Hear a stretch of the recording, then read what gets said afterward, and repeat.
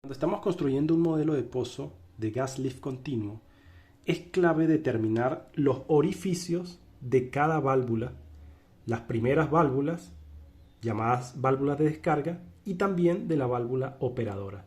Sin embargo, hay un error que generalmente se comete, y es que es necesario los modelos de flujo de gas en válvulas para determinar el área del orificio, y generalmente se tiende a utilizar tanto para las válvulas de descarga como para la operadora un mismo modelo, utilizando el modelo de orificio, que es el que se debe utilizar para la válvula operadora, pero no para las válvulas de descarga.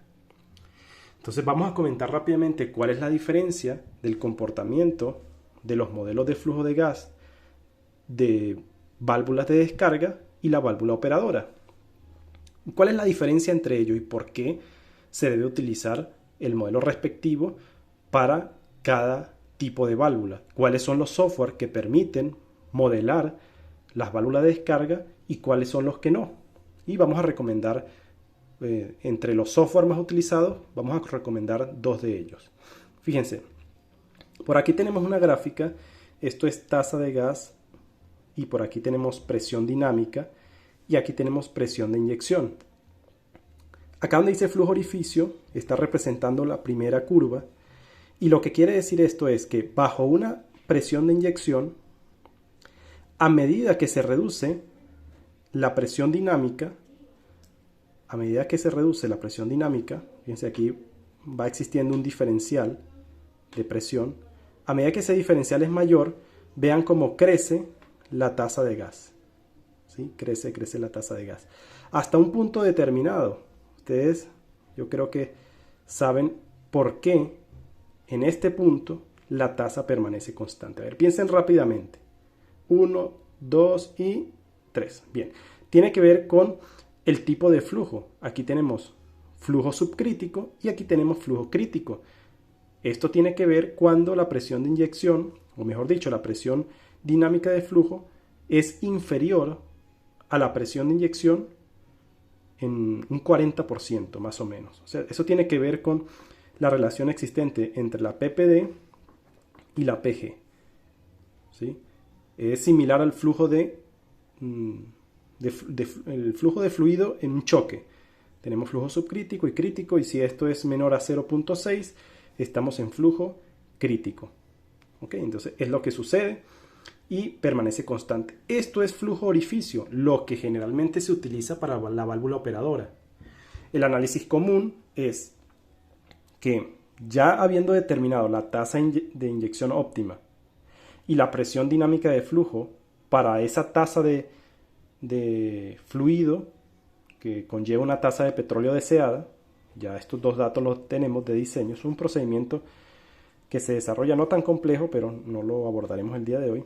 Una vez tenemos la tasa de gas y la presión dinámica, hacemos una sensibilidad en los diámetros de orificio, guiándonos por un modelo de flujo orificio. Por ejemplo, el de Turner y Kraver, que es un modelo muy utilizado. Fácilmente podemos identificar el punto que nos garantiza la tasa de gas y la presión dinámica, y necesitaremos entonces leer lo que es el área. ¿Sí? Esto se hace con una sensibilidad.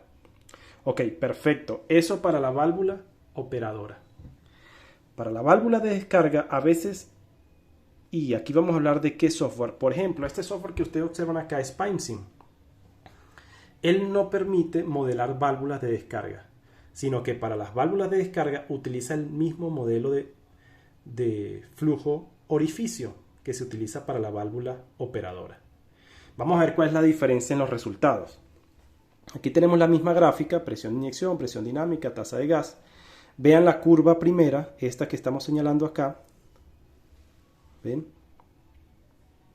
La tasa de gas y la presión dinámica que se espera para el pozo, acá está señalada con un punto.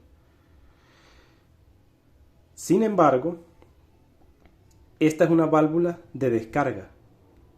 Para una válvula de descarga debería utilizarse un modelo de flujo que no sea el flujo orificio, porque el flujo orificio solamente considera, bueno, entre otras variables, que la tasa de gas depende de un diferencial de presión entre la presión de inyección y la presión dinámica. Es decir, que la tasa de gas depende, por supuesto, del área, pero también de un diferencial de presión.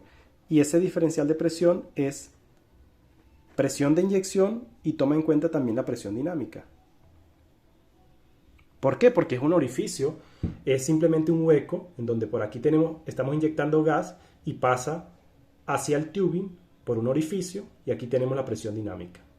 Esas son las presiones que gobiernan allí, pero en una válvula de descarga, que ustedes pueden ver acá, ya la curva que representa el comportamiento de gas de la válvula sería esta que está acá, estaría representando un flujo transición, ya vamos a ver por qué, y por aquí tenemos flujo estrangulado. Para válvula de descarga puede ser flujo transición o flujo estrangulado.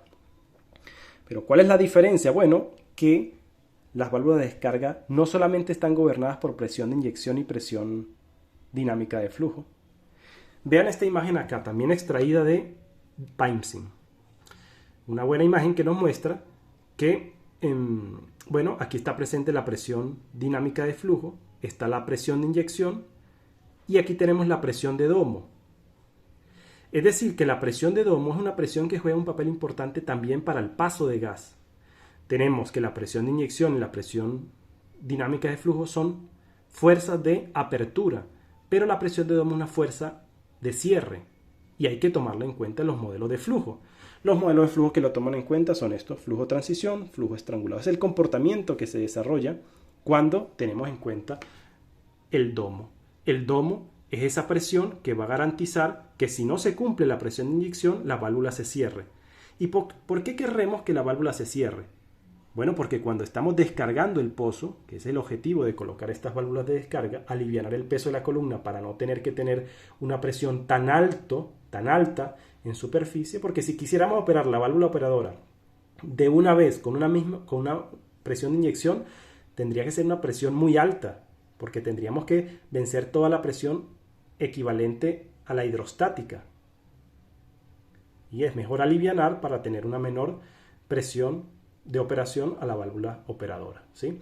Entonces, estas válvulas, a medida que se aperturan, que lo hacemos con la presión de inyección, abrimos la segunda, pero necesitamos cerrar la anterior, y eso lo hacemos reduciendo la presión de inyección, es decir, reduciendo esta presión para que la presión de domo, que es una fuerza de cierre, supere la fuerza de apertura y se cierre la válvula, ¿sí? Entonces, fíjense, vamos a ver aquí en estos modelos actuando la presión de domo, para que ustedes vean que sí tiene sentido que este comportamiento sea asociado a las válvulas de descarga.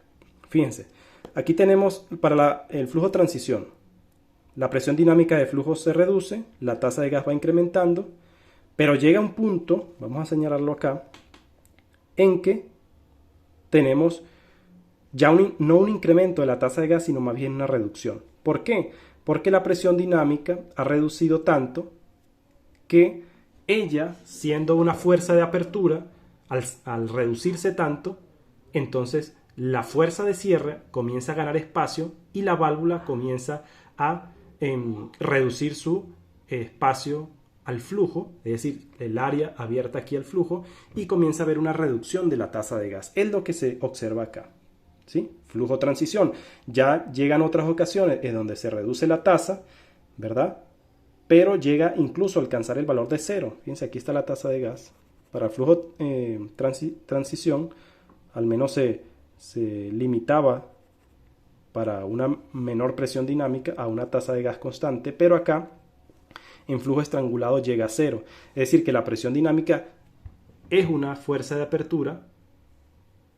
Cualquiera podría pensar que es una obstrucción nada más, sí es una obstrucción, pero también sirve como fuerza de apertura. Y entonces, al reducirse considerablemente, comienza a afectar.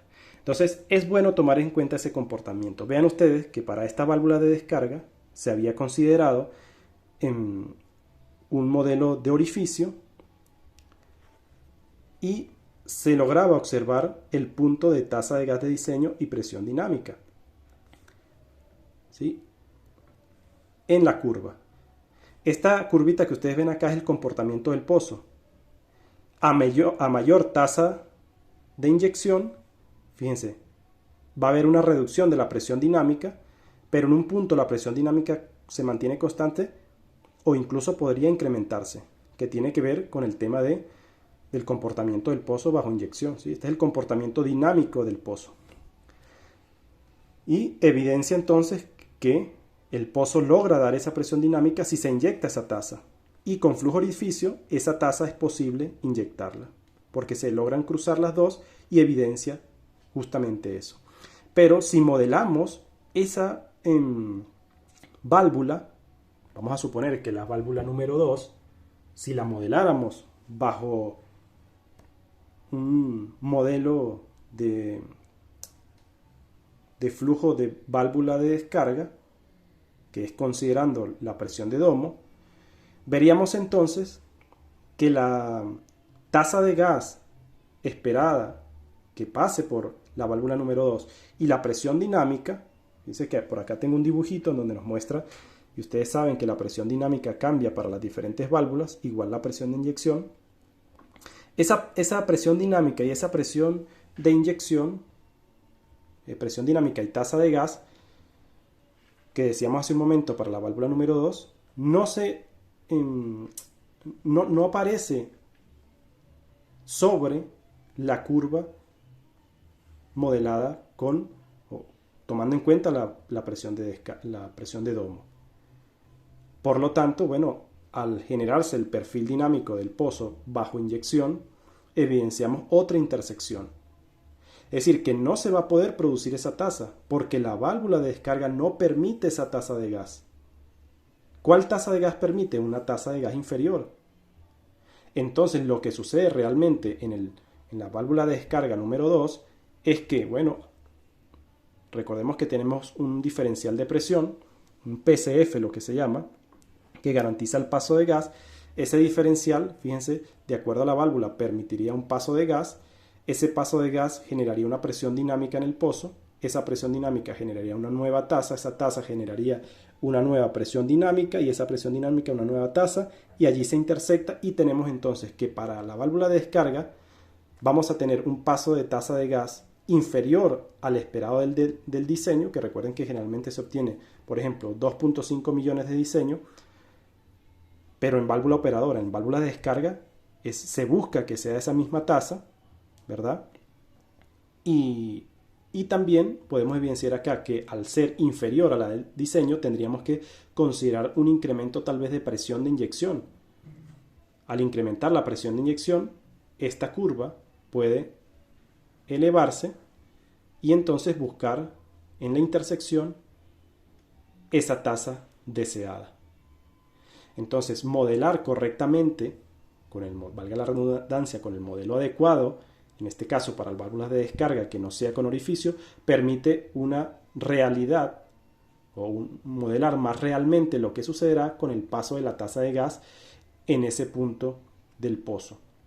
En tanto, cuando no se dispone de estos modelos para válvulas de descarga, lo que se evidencia es la obtención de que supuestamente sí va a pasar la tasa de gas de diseño, pero realmente no va a ser así.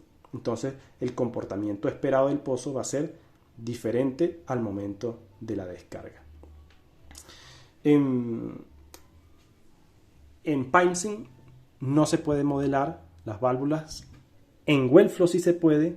En Prosper sí se puede. Prosper es un software de Petroleum Expert. Wellflow es un software de Schlumberger. Y Wellflow de Weatherford y PimeSync de Schlumberger. Entonces, lo superan a PimeSync, Wellflow y Prosper. También es importante mencionar que al momento del modelado es posible hacerlo en Wellflow de manera dinámica, como nosotros lo estamos explicando para ambos modelos, y para Prosper también se puede realizar. En el caso de PimeSync, que no se puede realizar, fíjense, va a haber una diferencia que generalmente los ingenieros de producción lo comprenden.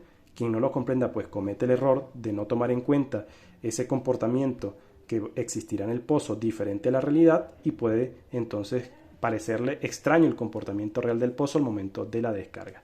Esto fue una recomendación de HC Petrocursos. Hasta la próxima.